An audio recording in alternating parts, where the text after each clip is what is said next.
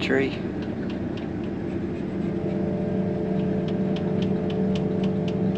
That is the type of ears that we're dealing with. Now that is a full load right there.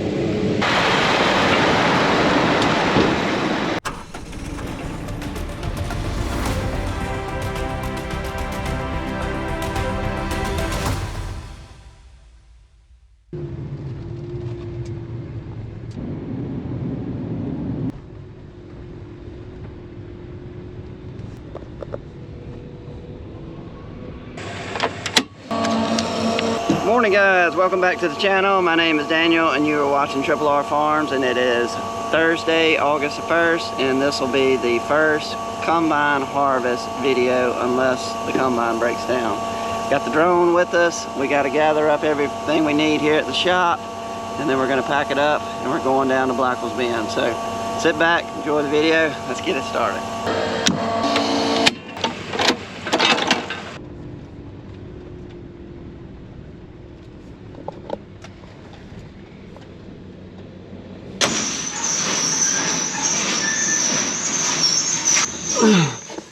That one right there. This top one? I think it's the top one. It's either one of these. Okay. Same I think it's one O-ring, yeah. Yeah, I was thinking it was a connection, but yeah, there's just one O-ring. It's dripping here, coming down, and it's just covered. You know. This doesn't turn. Huh? This one turns up. Yeah. Because it's welded on this end of this pipe. But that's just a drip, drip, drip, drip, drip. See, these are stationary, and this is made to move because that throat goes up and down. That's why they're rubber. So, I'm sure it's the same O-ring on all of them. yeah. They all look the same wrench fits all of them. Did you ever figure out what wrench it is? No, I had a adjustable wrench and a pipe wrench.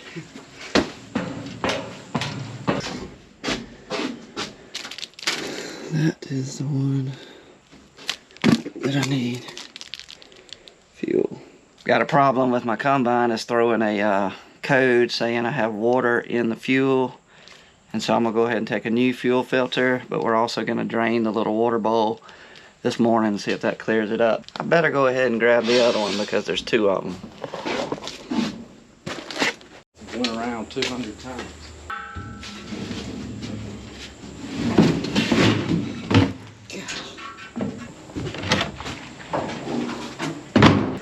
Let me go get some tubes of grease put in here. Yeah, So we're also going to get the service trailer down there in case we need an air compressor, hydraulic oil, motor oil, anything like that. We always try to keep that trailer in the field with us. Grease in there. Let's take that.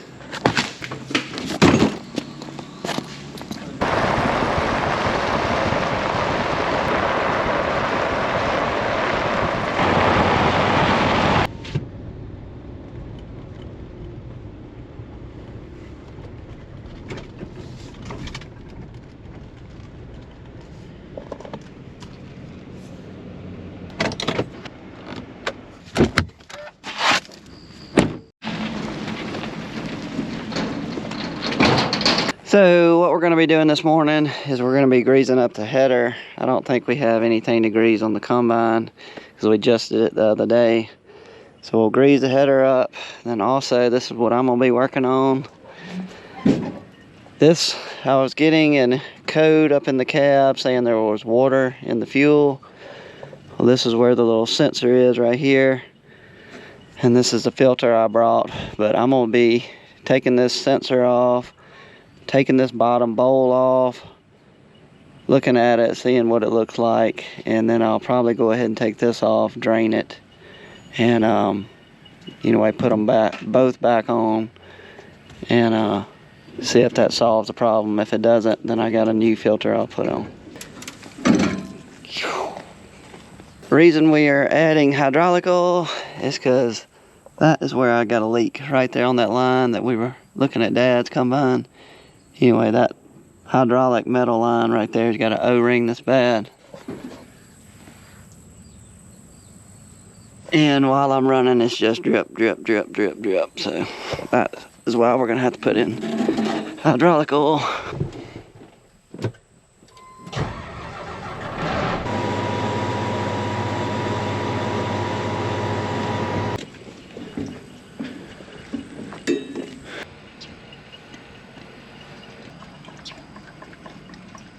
Haven't seen it yet. There it is, it's coming. Start when it starts coming. See how it comes up.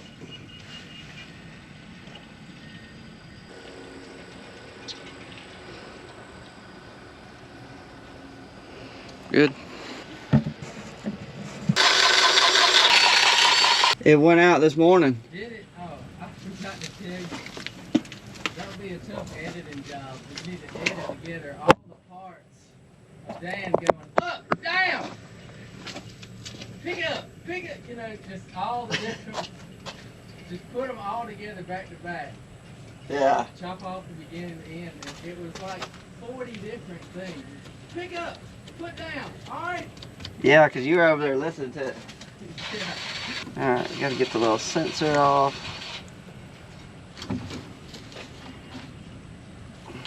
Oh, that's how you do it.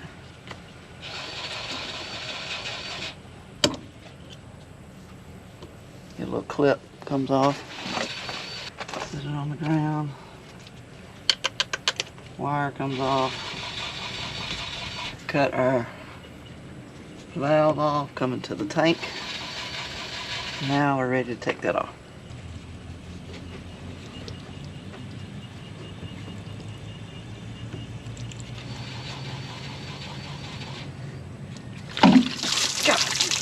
Looks alright to me.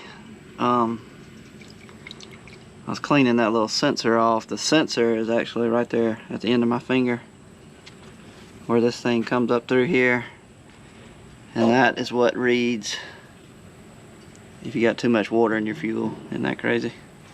Right there.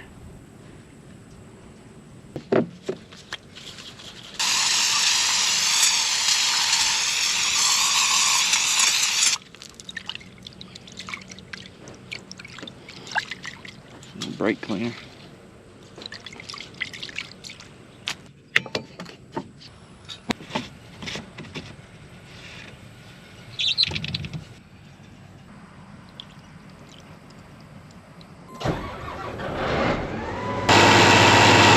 So we'll let PA get through greasing up his grain cart, and he's gonna move out of the way. We gotta put a little bit of motor oil in my machine, so we'll pull over there, we'll get some diesel, top it off and motor oil, and then she should be good to go.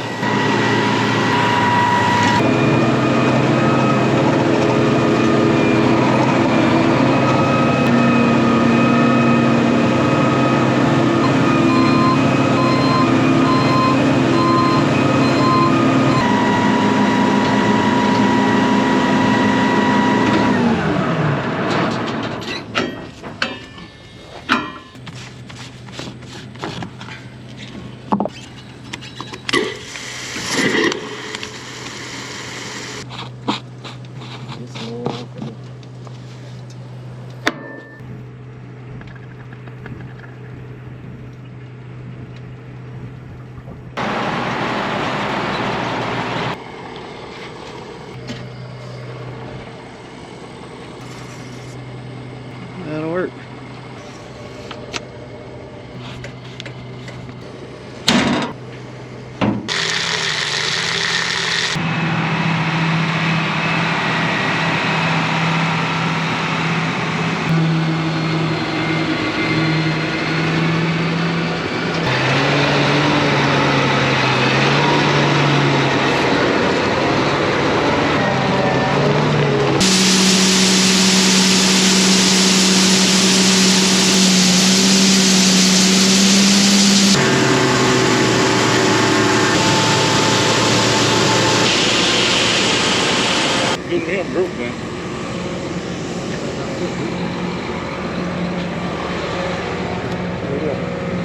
It's right here. There. It ain't gonna go in the other one. So we've ran about, I'd say about a day and a half, maybe 2 days at the most. Started over there, working our way this way. We're behind that pond back there. I got one little field to finish up this morning, and then we're gonna be jumping back over here. But one thing we're doing a little bit different this year is we're gonna be using the John Deere 520 high speed. That is what we normally use to cut cotton stalks with after we harvest the cotton. But this year we're doing something a little different. We're gonna come out here, and we've been cutting down the corn stalks that I've already combined, and we have just been trying to basically scalp the ground, and it is working really good. So hopefully we will not have to do anything to this field for next year. Basically we'll come in here when it's time to plant, and we'll basically no-till this whole farm.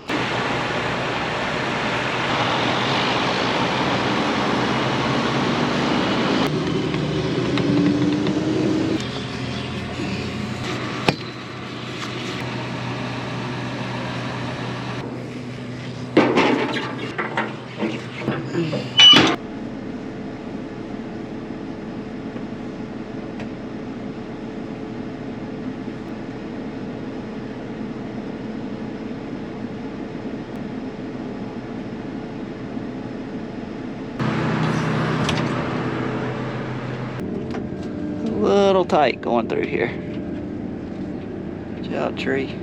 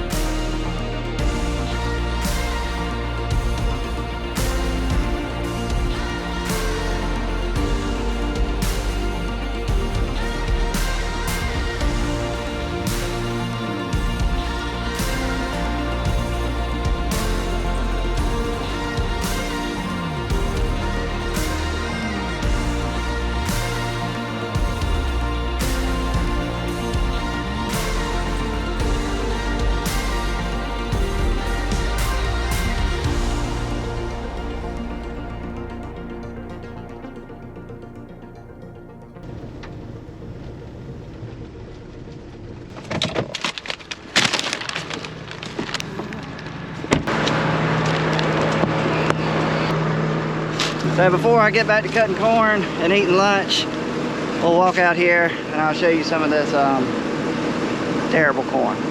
So as you can see, this corn just absolutely burnt up.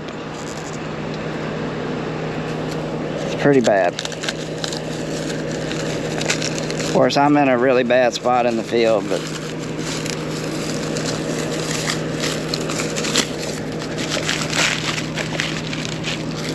that is the type of ears that we're dealing with. It wasn't pollination, it was all due to lack of water. See that right there? Man, that's just bad. Little bitty kernels too. There's one. All right, now usually the big ones are riding up in here. See that one down there? I don't know why these heavy ones like to stay up here, but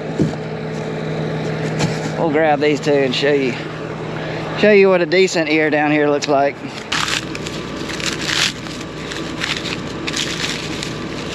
Oh, look at that ear.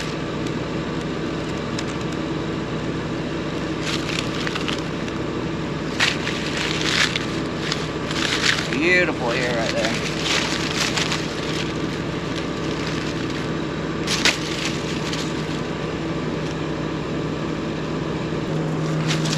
So where did the big ears come from? That was in, every now and then you'll hit a low spot in the field that held some moisture for a certain amount of time. And every time we did get a little rain, you know, it held more moisture than the rest of the field. And those spots, the stalks are completely green. And the moisture is anywhere from 20 to 22 and a half. Made a really good cob, like 18 around, 20 around. But that is, there is not very many spots out here like that. But that just shows you, if we would have had a half inch of rain, maybe 2 different times, maybe 3, it would have made a world of difference over this whole farm. But it's kind of crazy. This farm, 2 years in a row, has been in a complete drought compared to the rest of the farms. It just would not rain down here again. Last year we had soybeans that were cutting 5 bushels, 5 to 10 over the whole place. So I know it's crazy because we got water all around here, but we have got to do something about putting up a pivot, furrow irrigation or something. But it's just a lot to deal with down here. You got a power line that runs right down the middle that would have to be moved. You got the gravel pit, takes in a certain amount of acres every year. They're kind of moving around. It's kind of hard to predict that. But anyway, 2 years in a row, this place could not buy rain. And you know I had to get Hancock's for lunch. We went with the barbecue sandwich today with the golden crinkle fries. We're gonna wash it all down with a sweet tea. Doesn't that look good?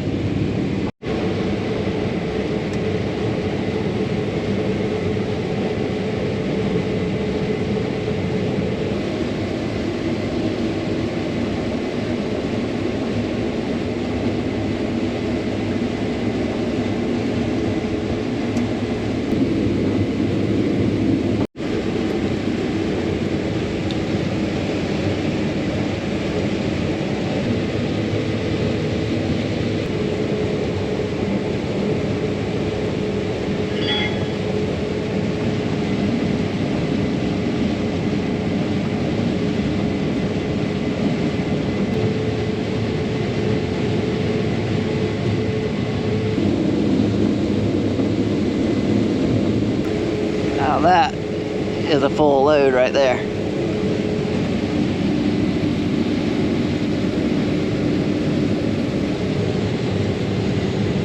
Got the hybrid. I've been in 2 different hybrids over beer, and I've planted those before. They're good hybrids, and they've been just about the same wherever you go across the field in whatever hybrid. They've all been averaging about 100 to 110. You get up on a little hill, it's cutting anywhere from 90 bushels to 100. You get in an area of the field that has a little dip to it, Sometimes it's cutting 150. What's crazy is when you get in those wet spots where the stalks are green, it's anywhere from 180 to 200. It's all over the board, but one thing is, hopefully the rest of the farms that I've looked at, stalks are still really green. They seem to have got some more rain at some point. So I think the yield on the rest of the corn from here on out should go up. But we just got to get this one done, get it combined, and move on. It's just little bitty kernels.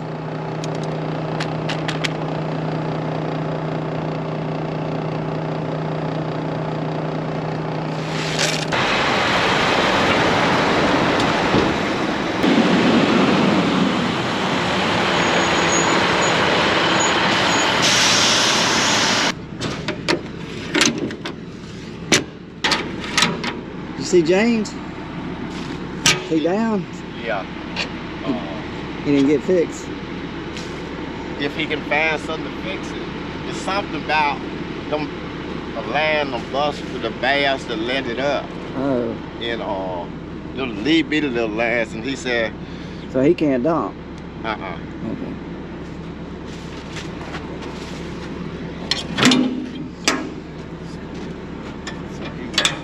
He said that he was gonna see if he could find something. Fix it.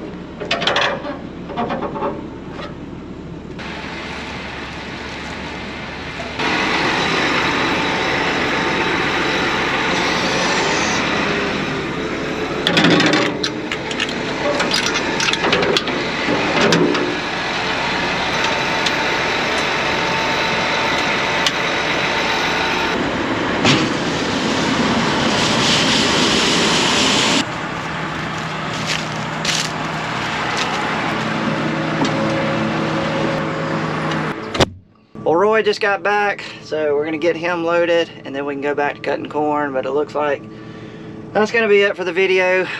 Day one of corn harvest 2024 is in the books as far as a video, and there will be plenty more videos of corn harvest coming up, so stay tuned for all that. But thanks for watching another one with us, guys. We really appreciate it. If you want to click that thumb, means you like the video.